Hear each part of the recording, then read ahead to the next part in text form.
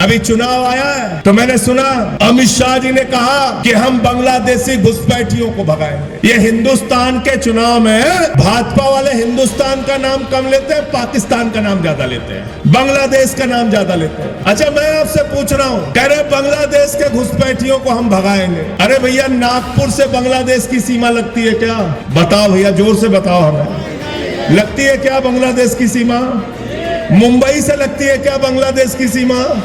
लगती है क्या? महाराष्ट्र से लगती है बांग्लादेश की सीमा क्या?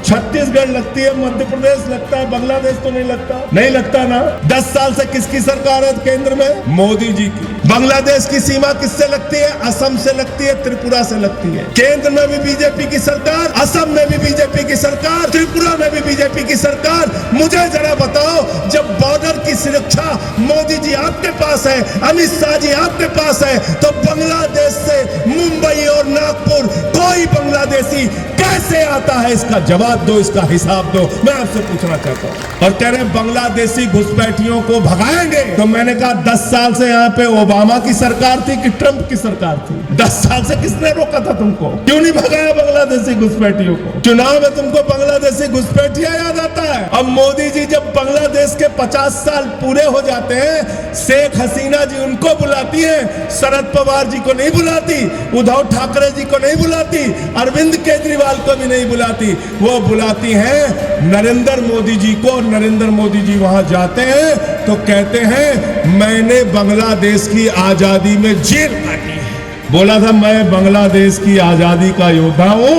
और मैंने बांग्लादेश की आजादी के लिए जेल काटी है। तो ये अमित शाह जब आके कल यहाँ पे बोलेगा तो उससे कहना, भाई तुम्हारा जब नरेंद्र मोदी हो तो बांग्लादेश का स्वतंत्रता संग्राम सेनानी है और तुम कह रहे हम बांग्लादेशियों को भगाएंगे। तो दोनों की बात नहीं होती क्या आपस में? 10 साल में 10 बांग्लादेशी घुसपैठिया देवेंद्र फडणवीस बता दे, या शिंदे बता दे, या अमित शाह बता दे, या नरेंद्र मोदी बता दे कि 10 बांग्लादेशियों को उन्होंने हिंदुस्तान से बांग्लादेश भगाया है। पूछ के बता देना।